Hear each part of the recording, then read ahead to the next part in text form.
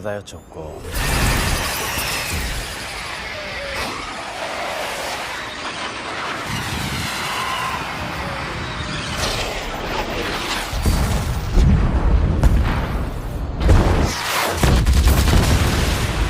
It begins with a family who has just moved into a new house. The head of the family, Ichiro Inuyashiki, is treated poorly by his own family, especially by his daughter Mary, who complains that their new house is too small. She even mocks her father, saying this tiny place is all he could afford through installments. Later that evening, Ichiro's family goes out for dinner, leaving him alone at home. Oh, poor old man. But his bad luck doesn't stop there because, at work, his boss scolds him harshly in front of everyone, blaming him for declining beverage sales. Ichiro can only apologize quietly, while his boss keeps yelling.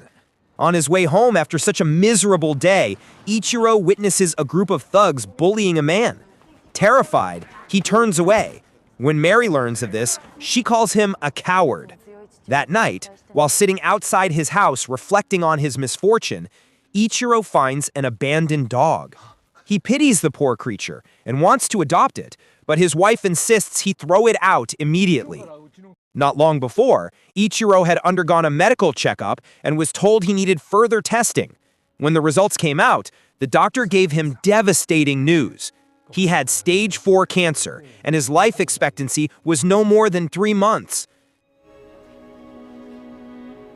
That night, he tries to tell his family about his condition, but they're too busy with their own and only blaming him for every little thing. Depressed, Ichiro takes the dog for a walk, planning to abandon it. Yet as he runs away, the dog keeps following him everywhere. He realizes that this animal is the only being who truly cares about him. Then, unexpectedly, Ichiro sees a young man named Hiro stand alone in the park, hope to star down. Fall bring a new packet. Suddenly, a blinding light appears and a massive object crashes into them both. Of course he got the packet, dude! In his semi-conscious state, Ichiro sees strange alien-like figures working on his body and he's powerless for wake up. The next morning, he was awakened by the doggy's sweet singing like he was taking part in the America's Got Talent contest also. To his surprise, he can see perfectly without his glasses. When he returns home for breakfast, his taste buds no longer work. Everything tastes bland, and he feels extremely thirsty, gulping water straight from the faucet. In his room, Ichiro confused what happened, and smoke starts coming from his hand.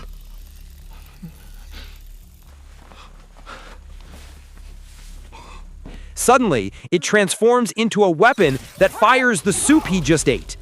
His body then opens up, revealing mechanical components beneath his skin. He's become a cyborg. When his wife enters, Ichiro panics, and his body instantly reverts to normal. Meanwhile, Mary attends the same class as Hiro, the young man from the park. Hiro shows his friend Ando his newfound powers by shooting a bird from afar using only his finger. He also demonstrates telekinesis by controlling cars with his mind.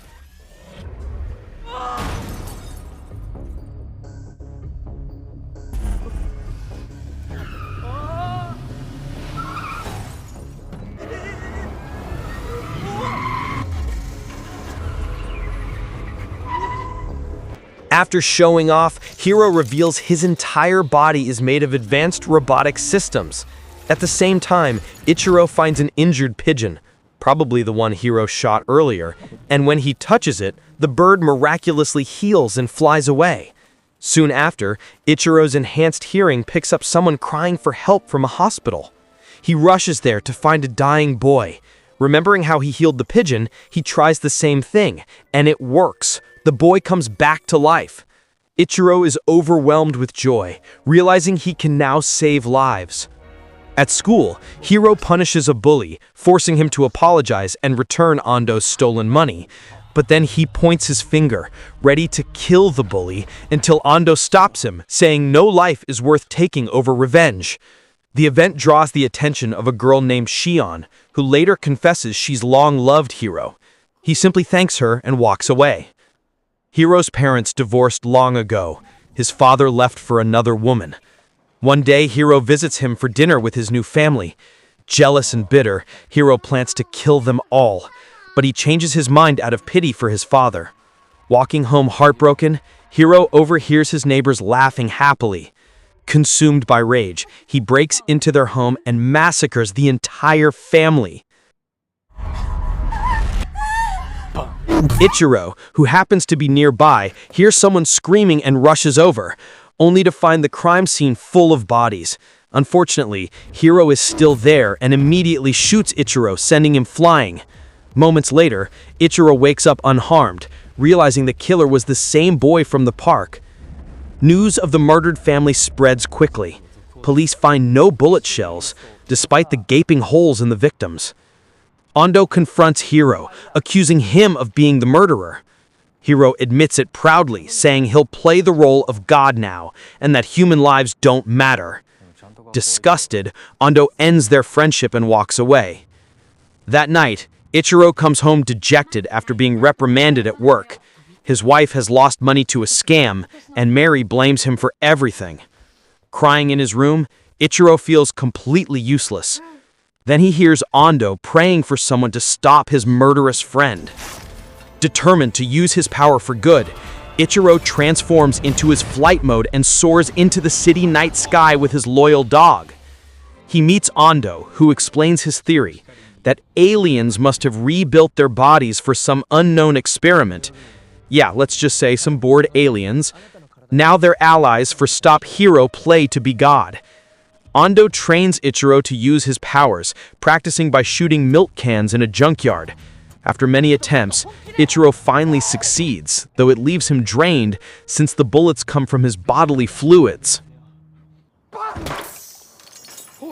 Later, Ichiro drinks an energy drink from his company, but suddenly feels intense pain and accidentally sprays liquid everywhere.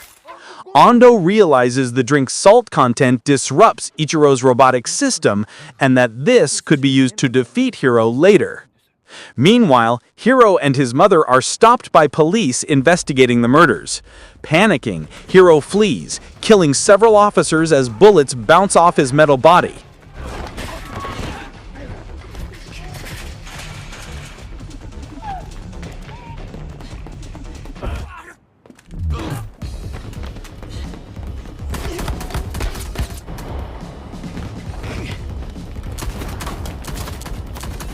He flies away, becoming a wanted criminal.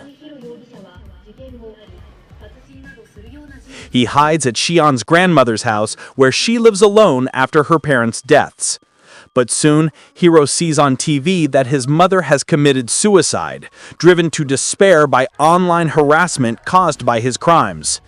Devastated, Hiro vows revenge.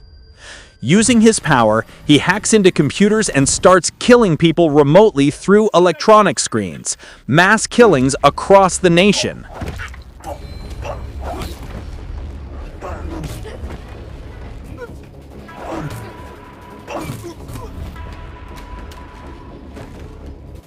Bodies pile up everywhere and panic grips the country. Police finally track Hiro down and storm his hideout.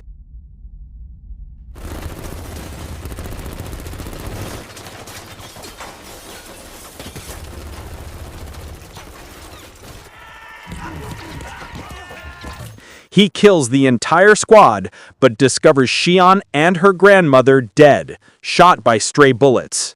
Enraged, he swears to annihilate all of Japan.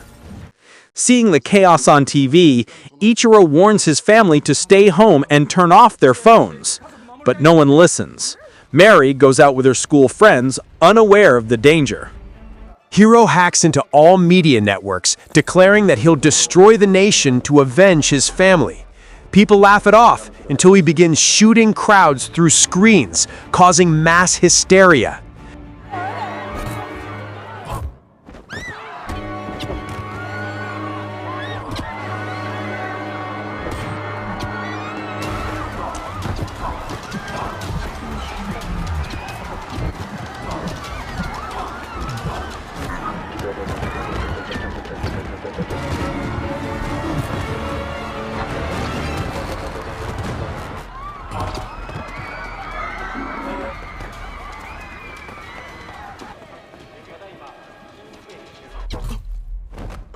Ichiro hijacks the broadcast with Ando beside him, warning everyone to turn off devices and stay away from screens to survive.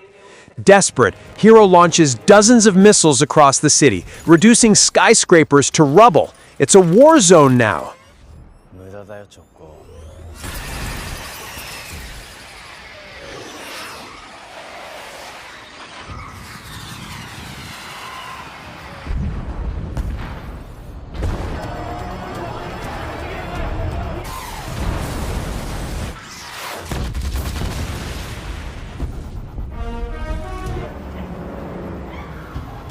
Ichiro confronts Hiro, begging him to stop the madness. When Hiro realizes Ichiro shares the same powers, he turns his attack on him, chasing him through the skies with rocket fire.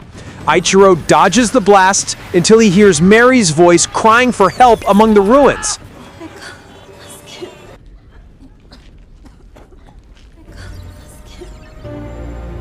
He rushes to save her, but is struck by Hiro's missiles, crashing into a helicopter that explodes.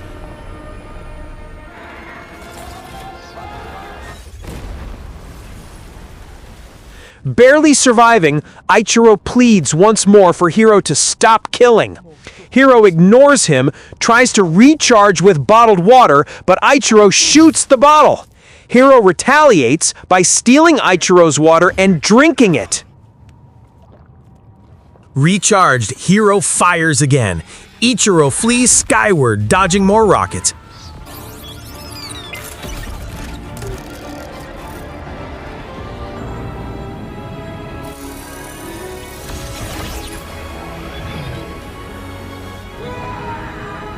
Until one hits him directly, throwing him into the stratosphere.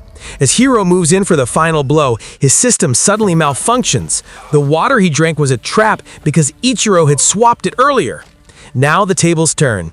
Ichiro counterattacks, firing multiple missiles that engulf Hiro in a massive explosion, sending him crashing to Earth.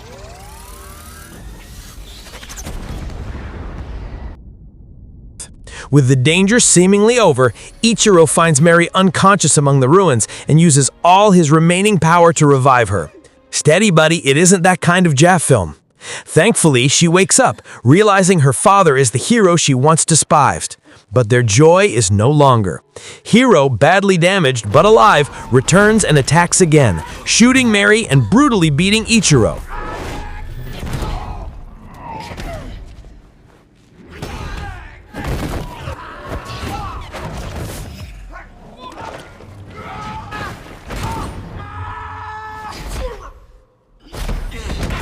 In the struggle, Mary finally sees her father's true form as a robot.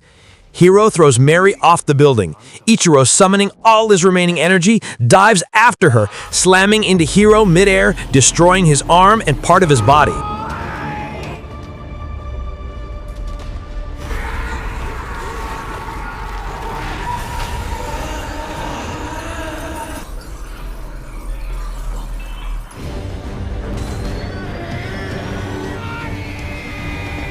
He catches Mary before she hits the ground and heals her gunshot wound. Mary, now safe, realizes her father is a true superhero. Ichiro then flies off to rescue other civilians from the ongoing devastation.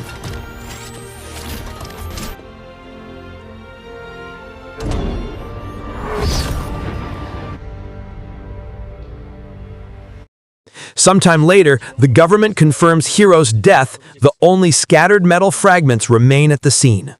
During dinner, Ichiro's family seems back to normal, but Mary now looks at her father with newfound love and respect, seeing him as both a true father and a hero.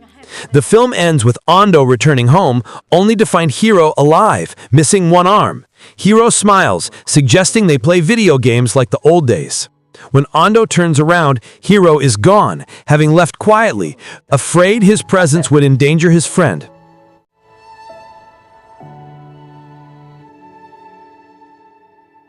The message from the film is, never be alone in a quiet place like a park in the midnight, or you will be visited by bored aliens who will turn your body into a robot that can shoot hot dogs. I'm Fox, and thanks for watching.